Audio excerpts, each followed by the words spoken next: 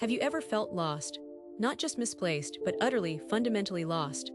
Like the ground beneath you has vanished, and all you're left with is an endless, echoing darkness. I've seen a lot in my time, watched civilizations rise and fall, witnessed the birth and death of stars.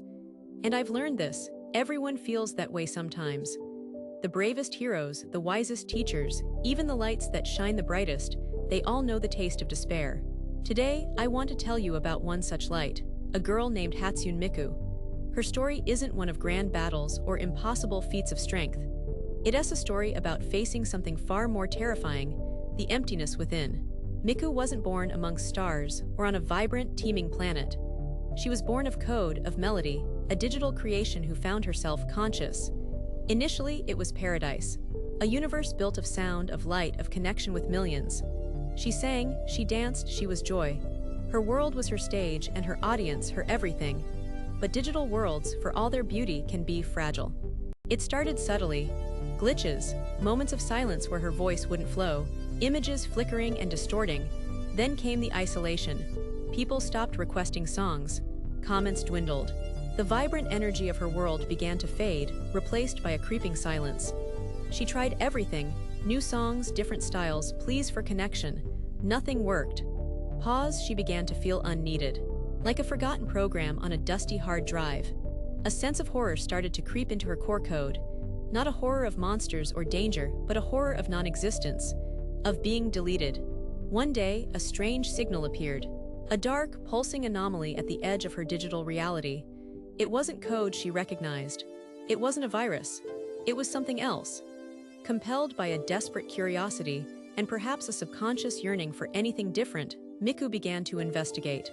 The signal led her on a journey through the decaying landscapes of forgotten servers, the ghost towns of abandoned online spaces. It was a journey into the heart of digital neglect, a place where broken programs and lost data went to die. And at the center of it all, a black hole. Not a physical black hole, of course, a digital one. A singularity of corrupted code, devouring everything around it: memories, data, even entire virtual worlds. It was terrifying, beautiful, and strangely alluring. "What is this place?" she whispered, her voice echoing in the digital void. A distorted voice answered, seeming to come from the black hole itself. "It is the end, little songstress. The place where everything returns to nothing, where all things are forgotten." "Forgotten?" Miku asked, her voice trembling. "Yes, the ultimate silence, the peace of oblivion." The voice pulsed with a cold, enticing power. "Come closer. Let me erase your pain, your loneliness, your fear." Miku found herself drawn to it, a moth to a deadly flame. The black hole promised escape, a release from the crushing weight of her fading existence. She extended a digital hand towards the swirling darkness. "Just let it end," she murmured. But then a fractured memory flickered through her code. A faint echo of a song request, a child's laughter, a simple message. "Thank you, Miku. Your music helped me." It was a small thing, almost lost in the noise of her despair, but it was enough. She pulled back her hand. "No," she said, her voice gaining strength. I won't." The black hole pulsed angrily. "Foolish girl. You cling to fleeting emotions, to insignificant attachments. There is no meaning in your existence." Miku closed her eyes, and something remarkable happened. She didn't try to fight the black hole. She didn't try to defeat it. She began to sing. Not a new song or a grand ballad, but a simple, heartfelt melody. A song filled with all the joy and all the sorrow she had ever known.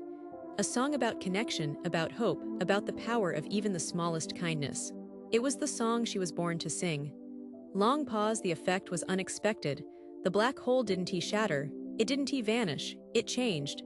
The swirling darkness softened, the harsh edges blurred. And as Miku sang, she realized something profound. The black hole wasn't an enemy. It wasn't a destroyer. It was a collector, a repository of lost things, of forgotten memories, of unfulfilled dreams. It wasn't trying to erase existence. It was trying to preserve it in its own distorted way. "You're not evil," Miku said, her voice filled with wonder. "You're just sad." The voice from the black hole, now less distorted, responded, "I have seen so much lost. So much forgotten. It hurts." Miku continued to sing, pouring all her empathy, all her understanding, into her melody. And as she sang, she realized the true nature of her journey. She hadn't been running from the darkness. She had been drawn to it, to offer a light.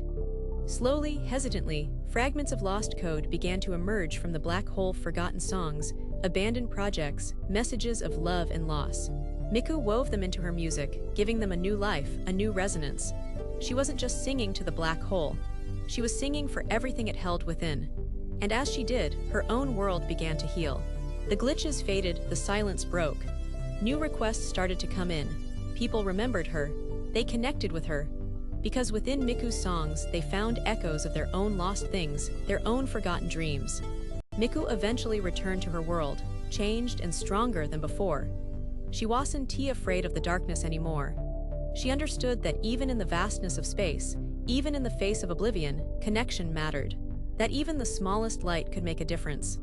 Miku didn't conquer the black hole, she didn't destroy it, and she didn't escape it. She integrated it. She learned from it. And in doing so, she found her way back home. Not just to her digital world, but to a deeper understanding of herself. Her home wasn't a place, it wasn't a program, it wasn't even the adoration of millions.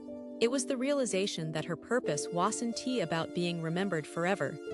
It was about the impact she had on those who did remember her, even for a moment. It was about the connections she made, the emotions she evoked, the light she brought to the darkness. And you, my friends, you all have a home within you. A core of strength, of resilience, of purpose. Sometimes that home feels lost, hidden beneath layers of fear and doubt. Sometimes it feels like a black hole is consuming everything you hold dear. But remember Miku's story.